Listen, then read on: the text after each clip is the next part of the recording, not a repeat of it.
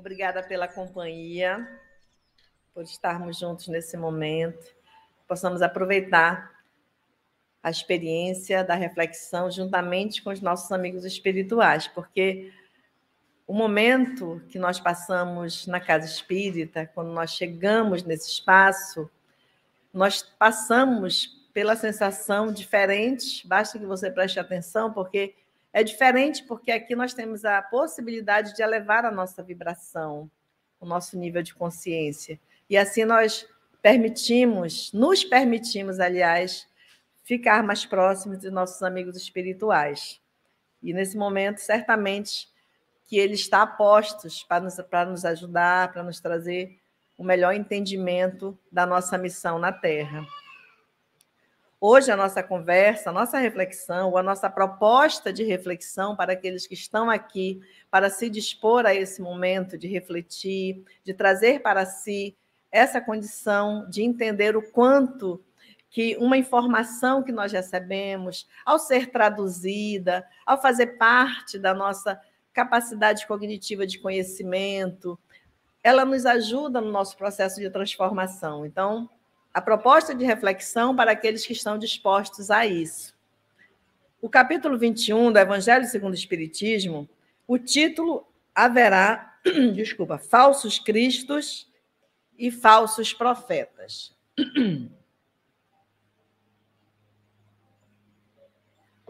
Nesse capítulo, o Allan Kardec traz várias propostas de reflexão, a qual eu recomendo, indico como leitura para aqueles que têm o Evangelho segundo o Espiritismo. Ele vai começar falando de reconhece a árvore pelos frutos, onde Jesus faz uma citação, lembrando que a partir dele, a partir do momento em que ele traz essa possibilidade de que a mediunidade seja uma prática natural, que o homem possa resgatar essa experiência, porque antes de Jesus, toda essa prática, que sempre foi uma realidade presente no ser humano, diz o Espírito Emmanuel, que desde que o homem chegou na Terra, ele nunca chegou sozinho, ele nunca esteve sozinho.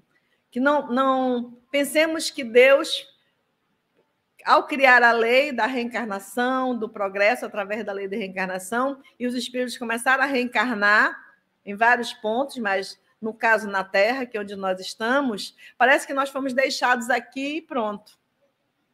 E não foi. Sempre houve essa comunicação, essa relação, essa interexistência do ser encarnado com os desencarnados, sempre foi uma condição natural.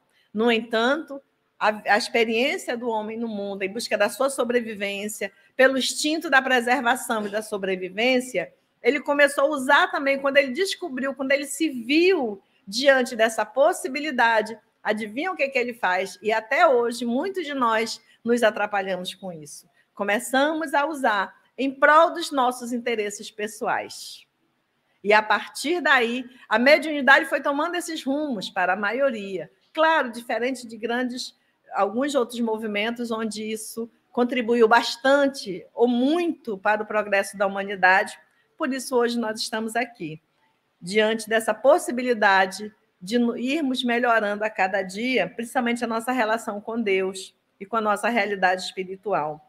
Então, a partir daí, foi quando Moisés proibiu, porque havia um intenso processo de relação com o mundo espiritual apenas para facultar o interesse pessoal. Então, o homem não fazia mais nada, não casava. Então, eles promoviam guerra baseado naquilo que os espíritos orientavam, negócios, então tudo virou um comércio. Nada mais era feito sem que os espíritos dissessem aquilo que deveria ser feito. E, é claro, alguém teria que parar como sempre, né? Alguém precisa parar com as nossas loucuras, com as nossas doidices, senão nós acabamos emperrando ainda mais a roda do progresso da humanidade a partir de nós mesmos. Então, a partir daí, criou-se a condição de sermos proibidos disso. E houve vários fatores que aconteceram de tragédias humanas por conta disso, inclusive inquisições, caças bruxas, situações terríveis. Então, dizem que o preconceito religioso que ocasionou por conta disso matou mais gente do que muitas guerras no mundo, apesar de vermos grandes períodos de guerra na história da humanidade. E aí o Espiritismo vem resgatar novamente a proposta que Jesus traz de que a comunicação com o mundo espiritual ela é um recurso para o nosso progresso.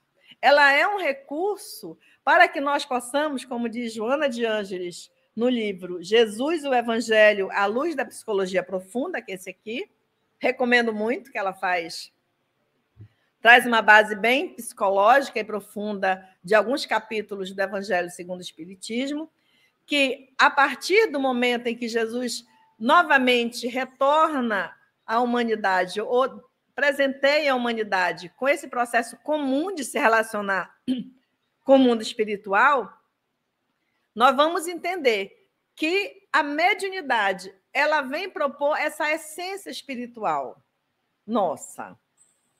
Ela vem trazer para nós essa condição de que o médium é aquele que está entre os dois mundos.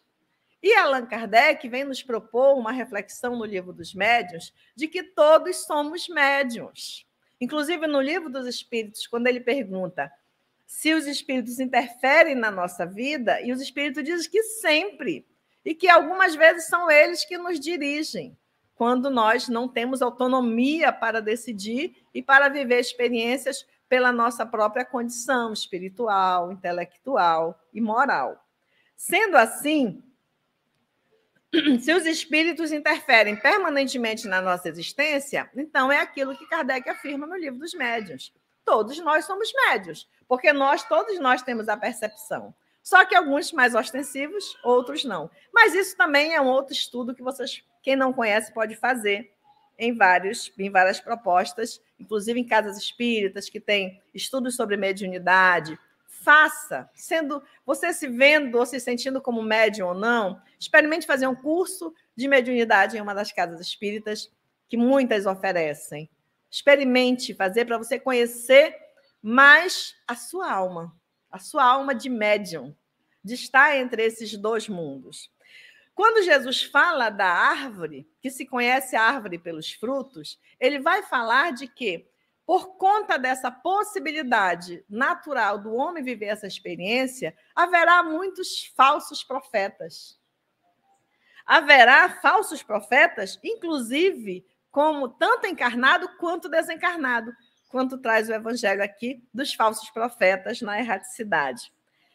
A proposta é que nós possamos estar atentos àquilo que nós ouvimos, àquilo que nós trazemos e qual é a possibilidade. Porque a essência espiritual da mediunidade é quando nós fazemos parte dessa relação com o mundo espiritual, seja da minha condição de médium, ostensivo ou não, seja dos meios que eu procuro, que através da mediunidade de outrem, ela possa atender às minhas necessidades, que eu aprenda a observar, que eu aprenda a entender qual é a finalidade dessa comunicação, que eu descubra por mim mesmo qual é a oportunidade que eu estou tendo de viver essa experiência, de estar diante de um amigo espiritual que fala comigo, ou através da minha própria mediunidade, ou através da mediunidade de outro irmão. Qual é o objetivo? Qual é a condição que me dá? Porque o fenômeno da mediunidade, para muitos, ainda é um fenômeno sobrenatural. E é isso que o Kardec traz no Evangelho, que o Espiritismo ele vem tirar esse manto, né, do sobrenatural, do misticismo, para trazer a mediunidade como um processo natural.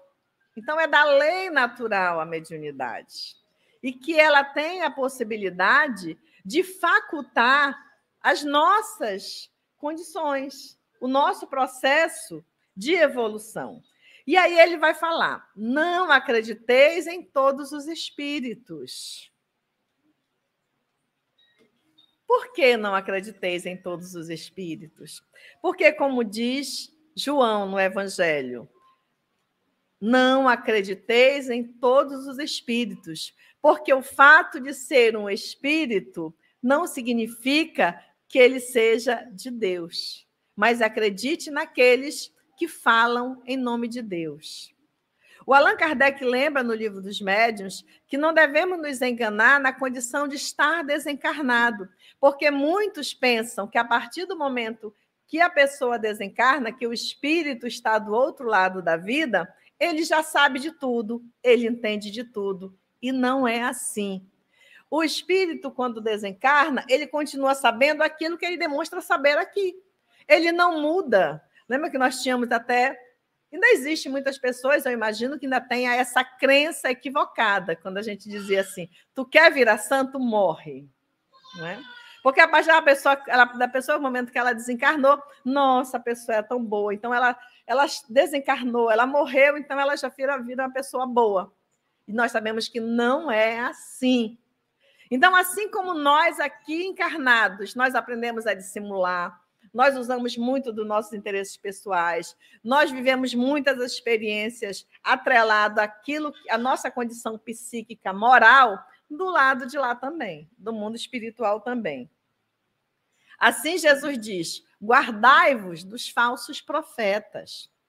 Porque o profeta, que quando ele fala de profeta, não é só aquele que profetiza em relação ao futuro, mas profetas, naquela época, como Kardec lembra, aqueles que tinham a capacidade de orientar, de conduzir as pessoas, de falar em nome de Deus. Então, denomina-se a palavra profeta a essas duas condições. No entanto, quando Kardec vai reforçar a questão da missão dos profetas, ele vai lembrar que o profeta é aquele verdadeiro, aquele que fala em nome de Deus, é aquele que traz para o ser humano a sua condição espiritual, que é o que nós realmente necessitamos. Porque nós nos tornamos seres muito materialistas. E quando eu falo materialista, não é só aquele que quer ter muita riqueza, muito bens materiais, mas é aquele que é apegado na perspectiva apenas material da vida. É aquele que pensa que passou a existir a partir do nascimento e a partir do momento da morte do corpo físico, tudo deixa de existir. Para esse não há esperança. Para esse, na hora das dificuldades, as dificuldades só o atormentam cada vez mais. Para esse, ver o problema do outro, a fragilidade moral do outro, é um tormento para ele também, porque ele não acredita nele, ele não acredita no próximo. Quando nós trazemos a mediunidade para esse campo natural, da relação natural, é o momento em que nós vamos, como diz a Joana de Ângeles, no livro O Evangelho à Luz da Psicologia Profunda, é quando nós vamos propor ao ser que está preocupado com a saúde integral abordar essa transcendência do espírito através de um relacionamento natural. Então, semana passada, o Klinger trouxe o despertar espiritual, não é, Klinger? Como uma proposta para a saúde integral. E é isso que nós precisamos começar a visar, a buscar para nós, essa saúde integral. E essa saúde integral é quem que nos ajuda da melhor forma possível? Essa nossa experiência com o mundo espiritual. Que, como diz a Joana de Ângeles, o relacionamento entre o mundo espiritual e o mundo material, ele vai dizer muito da nossa condição psíquica. E aonde está a nossa saúde integral, não é, Klinger? Como o Klinger falou semana passada. Nesse despertar espiritual. E como é que nós despertamos espiritualmente? A partir dos entendimentos que nós vamos ter. Então, é, de fato, uma condição psíquica do ser humano. E essa condição psíquica do ser humano vai falar de quê?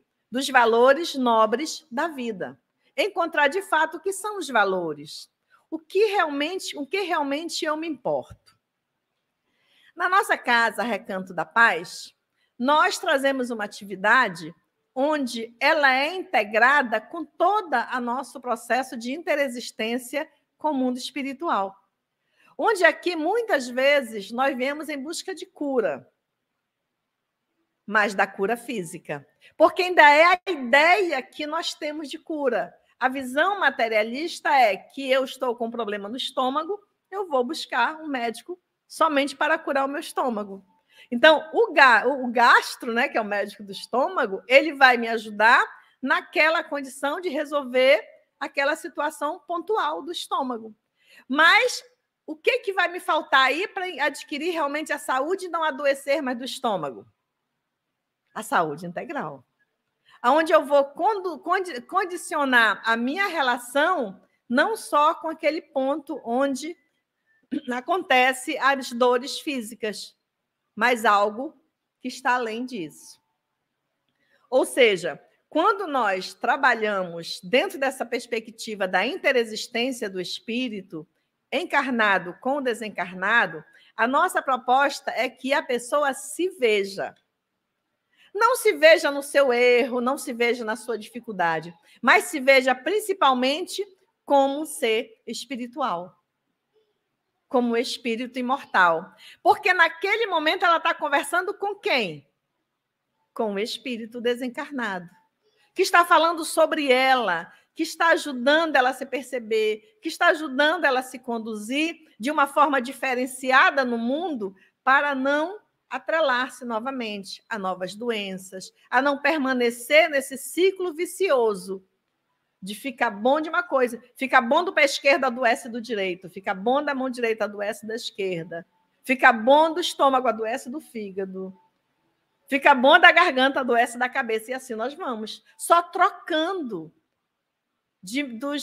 dos órgãos que adoecem. No momento em que nós entendemos que a realidade é muito maior, por isso que a proposta é que a cura que a pessoa busca, ela começa de dentro para fora. Por isso que o evangelho-terapia é a nossa atividade principal, porque é quando nós começamos a nos ver por dentro. Mas quando nós falamos em ver por dentro, nós estamos falando em ver os seus órgãos. A proposta é que a gente se veja como espírito imortal. E ali eu tenho diante de mim um espírito desencarnado. Então, se ele está lá do outro lado, ele vive experiências, ele nos fala porque ele entende as experiências humanas, porque ele já viveu. Então, o que a Joana de Ângelo nos propõe? É que, mediante a nossa conduta, mediante a conduta de cada um de nós no mundo, é que nós vamos perceber que os nossos interesses e as nossas conveniências, elas vão estar vinculadas às qualidades morais. Então, a mediunidade, a proposta que a mediunidade tem, a essência da mediunidade é que a gente comece a perceber que há uma relação entre o mundo material e o mundo espiritual, mas porque nós precisamos ir além. É para atender às nossas necessidades morais, não é material. Porque a material, Deus permitiu que houvesse a ciência.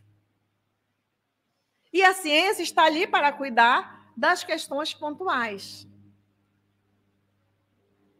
A assistência espiritual é para cuidar do ser além, da sua realidade espiritual. Então, para todos nós hoje que estamos aqui, ou que em algum momento poderemos ouvir essa reflexão, você acredita em espíritos ou você vive como um espírito imortal?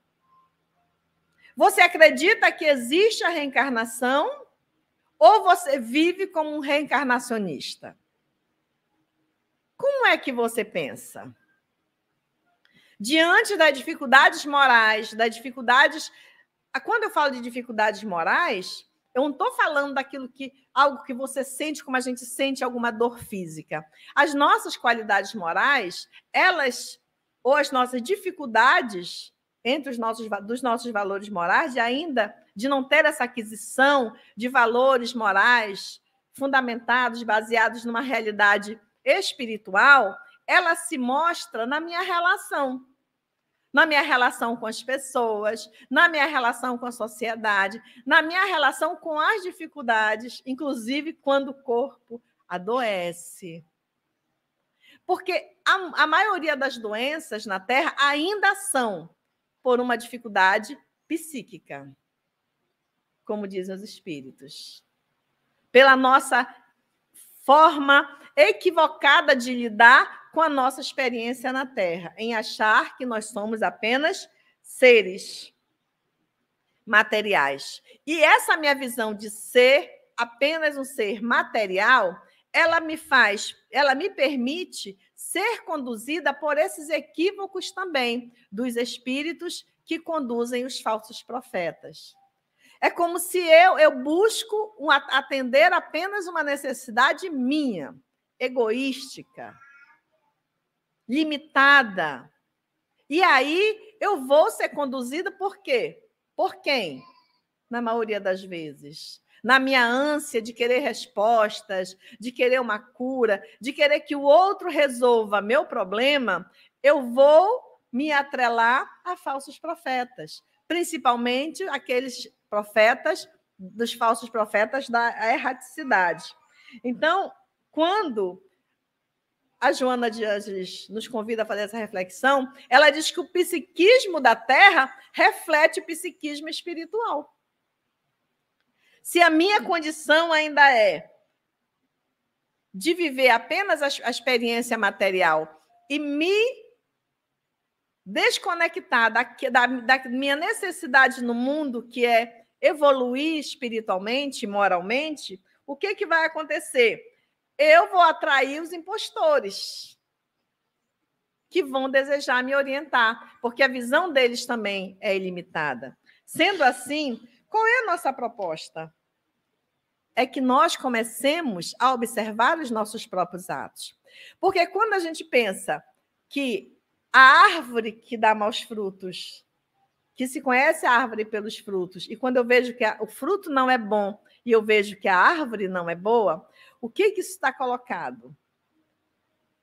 Quando nós lemos isso, o que nós pensamos? Olha, Jesus diz que a árvore que não é boa, ela dá maus frutos. O que eu vou fazer agora? Eu vou começar a ver que fruto o Klinger está dando, que fruto a Janilce dá, que fruto o Afonso, a Socorro, a Cissa, né? Que fruto eles dão? Não, eu vou lá no recanto e tem um médium que me atende. Eu vou começar a investigar, vou olhar aqui nas redes sociais, vou começar a descobrir por onde ele anda, que é para me ver se esse médium é bom mesmo. Que eu vou começar a ver quais são as atitudes dele. É disso que Jesus falou? Quem é que tem que observar quem? Quem cura quem? Quem cuida de quem? Entende? Então, quando Jesus fala disso, ele deixa muito claro na mensagem dele que ele está nos orientando a nos protegermos dos falsos profetas. E como é que eu me protejo dos falsos profetas? Quando eu me torno essa árvore de bons frutos. Quando eu me encontro num processo de despertar espiritual, a qual eu me torno consciente dessas coisas. E não ando alheio ao mundo, querendo apenas atender às necessidades básicas. Assim, a Joana de Ângeles nos orienta que é importante que nós comecemos a avaliar a nossa postura no mundo em aspectos morais. Porque nós falamos muito essa condição do aspecto moral. Mas comecemos a avaliar a partir do nosso entendimento. Se nós acreditamos em espíritos, acreditamos que um espírito pode nos ajudar hoje, na condição que ele está, como é que eu hoje, na condição que eu estou, nessa experiência física, como é que eu estou disposto também a ajudar? Eu estou disposto a escutar? Eu estou disposto. Aí vai entrar toda aquela lista de 21 itens que o Klinger trouxe, de como eu estou no meu processo de despertar espiritual. Porque aí, o que vai acontecer? A mediunidade, ela vai ser, para mim, uma essência espiritual. Eu vou ter interesse para estudar sobre a mediunidade, para saber se eu sou médium, para viver essa experiência, para me consultar numa casa espírita, onde eu posso falar com o espírito através de um médium, mas com outro direcionamento, buscando uma essência espiritual, que talvez eu ainda não tenha encontrado, mas que isso pode atrelar um outro valor à minha vida, que isso pode modificar a minha forma de ver, de sentir, a minha forma de estar no mundo.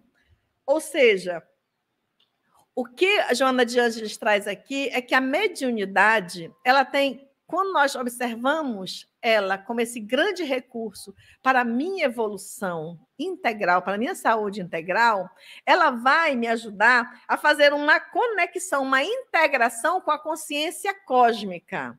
E o que é a consciência cósmica? É Deus.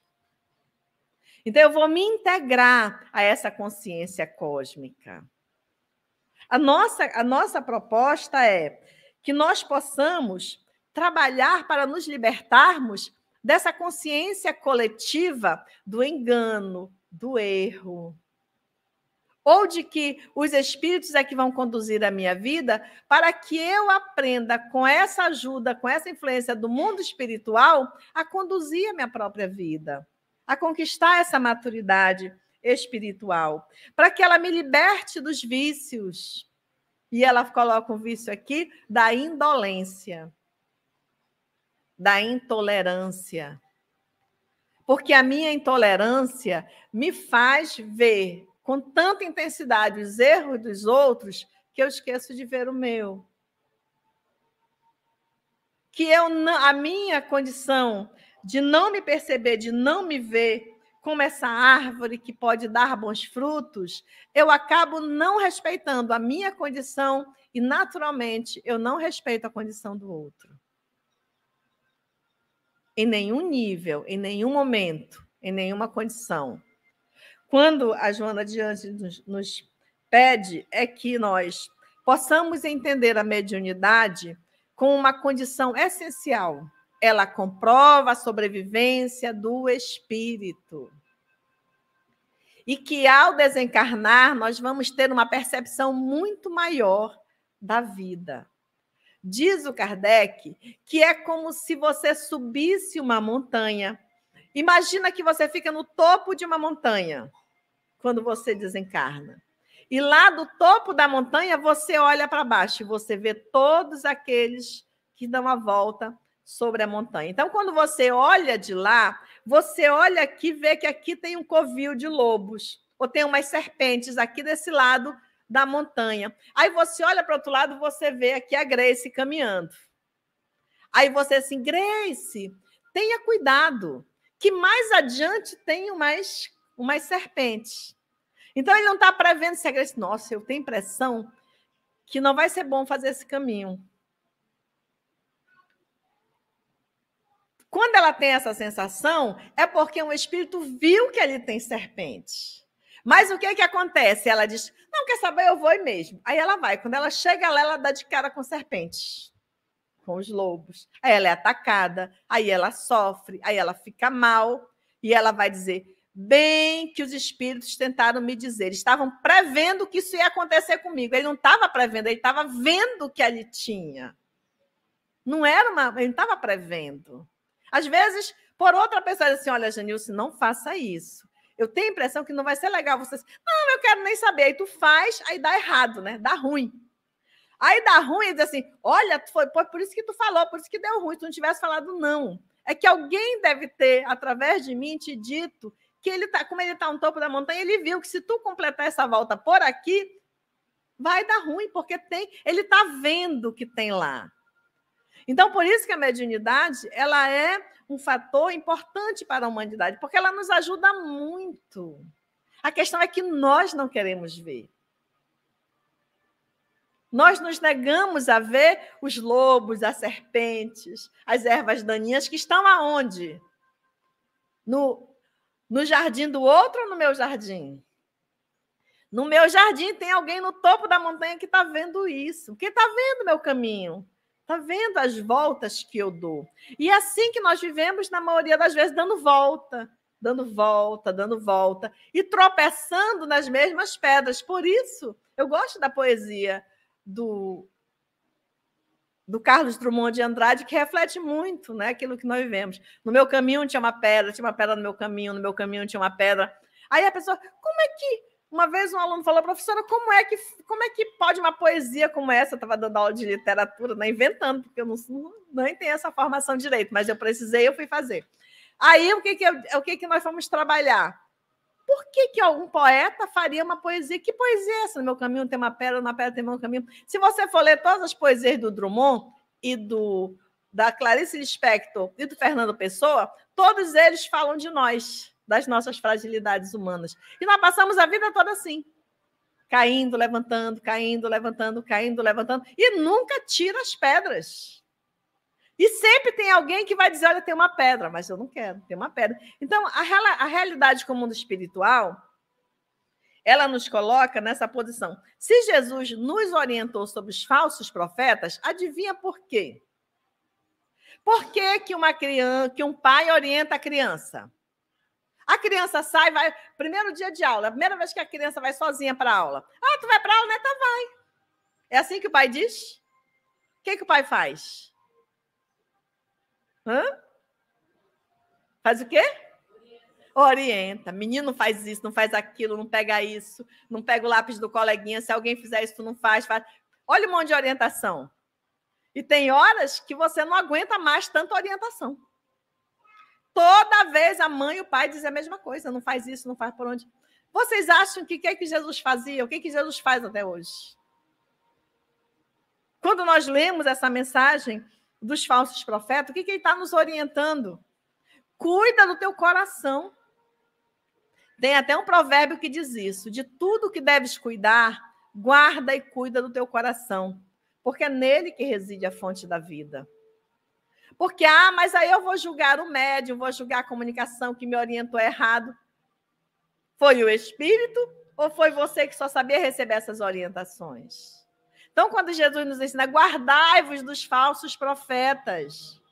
Não é para me sair pesquisando qual é o médium bom para me receber uma orientação. É como eu estou disposta a receber alguma orientação. Eu vou com o meu coração disposto a isso? Eu estou disposta a ouvir o que eu preciso ou o que eu quero?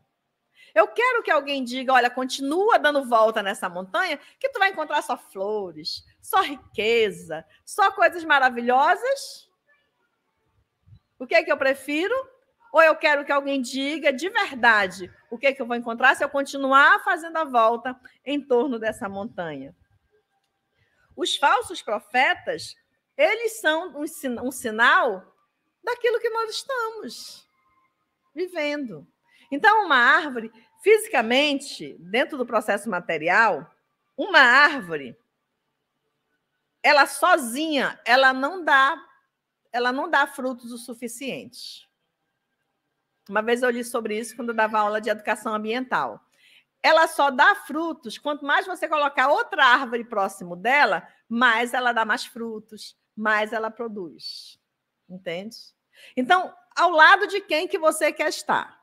Se você só sabe ser maledicente, quanto mais você estiver envolvido com pessoas maledicentes, mais maledicente você será. Se você é uma pessoa que já cultiva o bem, gosta de olhar para o lado bom da vida, gosta de ajudar, quanto mais você se estiver ao lado de pessoas que gostam de fazer a mesma coisa, mais você vai estar disposto a ajudar, mais você vai estar disposto a colaborar. Então, a árvore só dá bons frutos se ela for boa. Eu preciso cultivar o meu jardim para que a realidade espiritual possa caminhar comigo e me ajudar no meu progresso. Ou, como disse Jesus, eu posso continuar tropeçando. Mas aí, quem é que está me orientando? Quem é que está me ajudando? Então, Jesus está nos dando, ele faz aqui uma prevenção daquilo que eu estou procurando. Tudo que tu busca, tu encontrarás. É que muitas vezes a gente encontra o bem, mas esse bem ainda eu não me afeiçoo a esse tipo de coisa, esse tipo de situação, esse tipo de orientação. Aí, para onde que eu vou seguir? Quem é que eu vou ouvir? Quem, de fato, vai me orientar? Fica aqui, eu acredito que uma importante reflexão do Evangelho e da Joana de Ângeles. Tudo está atrelado ao nosso campo psíquico, moral, espiritual. E nós precisamos saber disso, que nós estamos num planeta onde vibra energias, não só energias boas, mas muitas energias negativas. Nós vivemos, como dizem os espíritos lá na categoria dos planetas, num planeta de provas e expiações, onde o bem e o mal vivem juntos. Mas quando eu penso que o bem e o mal vivem juntos, é para quê? Para que o bem fique mal ou para o mal aprenda com o bem? Qual é a lógica? Então, os espíritos dizem, é para que aquele que só sabe fazer o mal, quando começa a ver as pessoas fazendo bem, ele aprende. Por quê? Porque nós somos crianças, nós só aprendemos ainda com o exemplo. Muitos de nós ainda têm, grande maioria, aliás, tem dificuldade de elaborar o próprio bem, pelas suas próprias ideias, pelas suas próprias concepções. Assim, quando nós nos dispomos a caminhar com Jesus, nós vamos caminhar de acordo com uma proposta de edificação, não só física, mas, acima de tudo, moral e espiritual. E quando nós falamos de essência espiritual da mediunidade, que a Joana de Ângeles nos convida a pensar nesse livro, que ela é mentora espiritual, e o Divaldo Franco psicografa, é que nós não atrelemos a mediunidade a nossas perspectivas materiais. Não vai acontecer. Se eu atrelar tanto a minha mediunidade quanto a minha busca por um médium para atender às minhas necessidades somente materiais, se isso for atendido, então preste atenção, como diz João, se esse espírito é de Deus. Porque se você estiver vinculado, se você estiver encontrar um espírito que vai te trazer orientações e que ele vem de Deus, ele vai trazer orientações para a sua edificação espiritual, para você encontrar a sua essência espiritual, para que você entenda o que você realmente precisa. E nem sempre aquilo que nós precisamos é aquilo que nós queremos. Mas se eu me deparo com um falso profeta, ele vai estar vinculado àquilo que eu quero. Então, presta atenção naquilo que você quer. Presta atenção em que frutos você está dando. Não adianta eu querer identificar fora de mim o mal que eu vejo no mundo. Isso nunca vai funcionar dessa forma. Então, eu espero ter ajudado de alguma forma para que nós pudéssemos desmistificar a questão da mediunidade como um recurso que venha nos salvar da nossa dor, mas como um recurso que vem nos trazer a possibilidade de um novo caminhar na Terra, juntos, nós e os amigos espirituais, nós e aqueles que estão dispostos a nos auxiliar.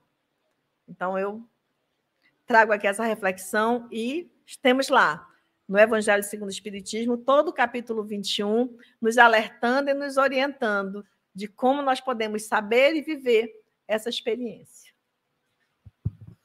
Amiga, muito obrigado. Foi uma lição para todos nós aqui. A gente vai abrir para perguntas. Então, quem quiser fazer pergunta, por favor, levante a mão que eu vou até aí. Opa, tem ali. Se eu não souber, alguém se prepara para responder. Tu já passa para o Erivan, que está aí do lado dela. Bom dia a todos. Bom dia. Sou a Vera. Eu estava aqui refletindo a respeito da árvore que não dá bons frutos.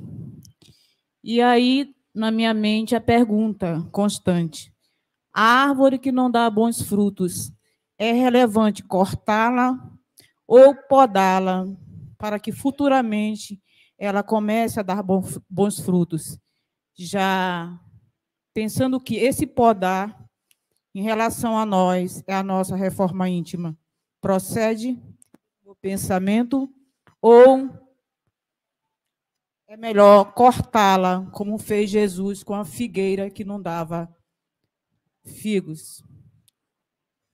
Bom, Vera, essa questão, todo o ensinamento de Jesus, ele é sempre numa perspectiva espiritual, né, e não material. Não é o homem na terra, é o ser espiritual. É nessa dinâmica. Então, como você falou, a questão da poda, ela é necessária o tempo todo. Então, a reforma íntima, ela segue esse princípio, é o cuidado do nosso jardim interno. É como nós lidamos com as nossas emoções, com as nossas disposições íntimas, com a nossa condição moral, espiritual, e isso se demonstra na nossa relação comigo mesmo e com o outro. Mas a reforma íntima, ela precisa, antes da reforma íntima, eu preciso fazer um processo de autoconhecimento. Porque como nós falamos de reforma, então, eu estou te conhecendo hoje, então, se você dizer para mim, Elaine, eu estava pensando em reformar a minha casa. O que você acha que eu devo reformar? Eu já fui na sua casa alguma vez? Eu sei como é que é a tua casa, então não tem como eu te indicar nenhuma reforma. Não, Elaine, aqui meu quarto, a cor é azul, eu estava pensando em pintar de amarelo. O que tu acha? Eu não sei também. Eu não sei qual é a perspectiva, eu nunca fui na sua casa, não conheço sua casa, não conheço seu quarto. Então, nós falamos muito de reforma íntima e ficamos batendo nessa tecla e fazemos pouco movimento de realmente de reformar, de aparar nossas arestas, de fazer essas podas, como você fala, e de muitas vezes ter que arrancar mesmo o mal pela raiz. Mas eu não faço porque o nosso caminho de autoconhecimento ainda está muito raso. A gente vincula autoconhecimento a uma questão de preferência, de gosto, não é? Aquilo que eu gosto, aquilo que são minhas preferências, elas não significa que eu me conheço. Gosto muda, preferência muda. Uma hora eu gosto de preto, outra hora eu gosto de azul. Então, a árvore, para dar bons frutos, ela precisa de quê? De cuidado. Cortar a árvore, existem situações que a gente precisa cortar mesmo, que são as mudanças bruscas que precisam ser feitas. Muitas vezes eu preciso fazer mesmo algumas mudanças. Muitas vezes eu preciso me deslocar de um lugar para o outro, porque senão eu não consigo produzir bons frutos ali. Então, nós precisamos ter essa maturidade espiritual e a espiritualidade nos ajuda muito isso, com orientações dos mentores, em sonhos, né, em sinais. Presta atenção nos sinais. Algumas vezes eu preciso podar, eu preciso fazer esse movimento de realmente... Não, essa situação não pode mais continuar desse jeito e eu mudo. Isso é cortar. Fazer a poda é ir ajustando, ajustando, ajustando, me conhecendo profundamente, e aí eu vou dando frutos diferenciados, não é? Fala, Erivan. Bom dia, né, Elaine? Bom dia. Elaine, quando ela falou cortar, estipar, não é? Poderíamos dizer assim, vamos amá-lo? Vamos amar, não é? Porque muitas das vezes o que falta é o amor, sabia? É amor. Conhecimento não é o conhecer a essência da fruta, é conhecer que ela não está sendo amada. E o que quer dizer amar? Se eu sei a necessidade real, né, da planta física, né? Será que está faltando adubo? O que é adubo? Alimento. Que alimento? Amor. Eu estou prestando atenção naquilo que realmente tem que ser, que é necessário para aquela árvore, né? E nós somos o quê? Qual é o verdadeiro adubo que tem que estar em nós? Hã? O amor de quem? O conhecer de quem? De Jesus, não é? É como a Elaine falou, muitas das vezes tem que ser radical, não é? Mas mesmo sendo radical, lembre-se que você cortou a árvore, mas ficou a raiz. É por isso que a gente pode fazer uma ressalva aí, que radical significa aquilo que vem da raiz. Né? Então, às vezes a gente pensa que radical está vinculado a rompimento. Eu vou ser radical contigo. A partir de hoje eu não venho mais aqui, ou a partir de hoje eu não faço mais isso. Isso não é, isso é rompimento. Isso não é ser radical. Radical é justamente isso que você falou, é tirar a raiz. É ir na raiz e encontrar o problema. Então, eu estou sendo uma pessoa sempre muito intransigente, intolerante com os outros. Eu vou cortar. Não, eu vou lá, ver lá a raiz. Né? Eu vou encontrar na raiz, eu vou ser radical, eu vou na raiz desse problema, dessa situação. E aí eu vou procurar ajuda, seja onde for. né? Ajuda profissional, ajuda espiritual, ou comigo mesmo. Sei lá, eu vou tomar uma atitude, porque eu vou na raiz, porque eu vou ser radical agora. Eu vou mudar lá na raiz. Eu vou arrancar essa planta, ver o que ela tem na raiz, que é para me plantar ela de novo. Aí eu posso até plantar no mesmo lugar, mas eu já cuidei da raiz. Então, isso é conhecimento, autoconhecimento verdadeiro, onde eu vou lá na raiz, né? Então, ser radical não é romper. Ser radical é ir na raiz e encontrar realmente onde está o problema. E trabalhar lá. Mais alguém? Eu vou fazer uma, posso? Pode. Eu sempre faço. Vai. Ai, né, Alan? O Alan até ficou nervoso agora. Por mim. Como a gente tem aqui muitos papais, muitas mamães, muitos vovôs, vovós, queria que tu desse uma orientação para crianças que têm essa facilidade de ver o amiguinho imaginário. Qual a orientação? Porque eles talvez não tenham esse discernimento, né, do falso profeta, de olhar para si próprio. Qual a orientação que você poderia dar para esses papais, mamães, vovôs, vovós que têm esse caso? Acho que muitos já devem ter vivenciado isso em casa. Uhum. Como você poderia orientar essas pessoas? A criança até 7 anos, ela isso já é comprovado, orientações espirituais e científicas, né, pela ciência do comportamento humano, até os 7 anos, a criança ela ainda está muito atrelada, dentro da visão espiritualista, à sua realidade espiritual de vidas passadas. Então, ela ainda está muito entre esse campo, entre o material e o espiritual. Então, é comum que ela viva essas experiências de ver, de criar, ver esses amiguinhos imaginários, que são os espíritos que vão conviver com ela ali, e sempre é algo muito bom. São sempre experiências boas. E eu posso falar isso, trazer uma experiência pessoal, porque eu vivi isso. Então, até os 7, até os 8, 9 anos, eu tinha essa experiência, então eu via, e todo mundo tinha medo de mim, né? E eu morava no interior, ainda piorou, né? Quando eu não apanhava, todo mundo corria, ninguém queria ficar sozinho comigo, porque eu via. Então, isso acontece muito com as crianças. Só que a partir dos 7, lá pelos 12 anos, principalmente se ela não for médium, a partir dos 7, 8 anos, isso já desaparece.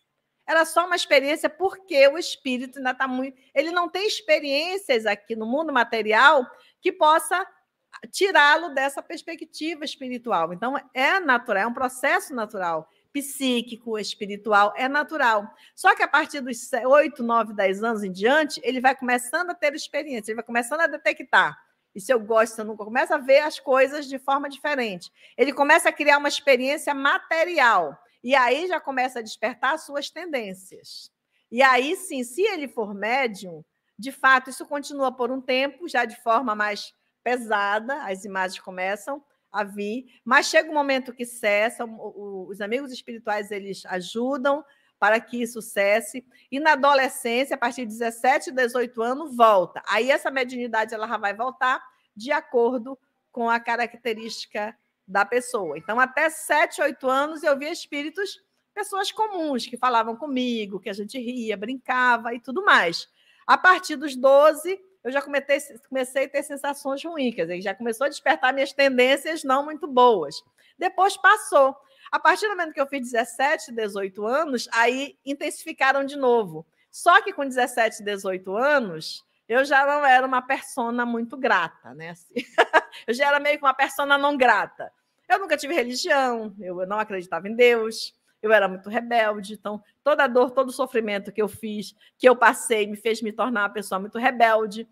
E então, o que acontece? Eu comecei a ter perturbações espirituais. Por quê? Porque eu era médium ostensivo. Aí foi isso, graças aos obsessores, eu fui para o centro espírita. Eu estou sempre agradecendo a eles. Então, a criança é natural.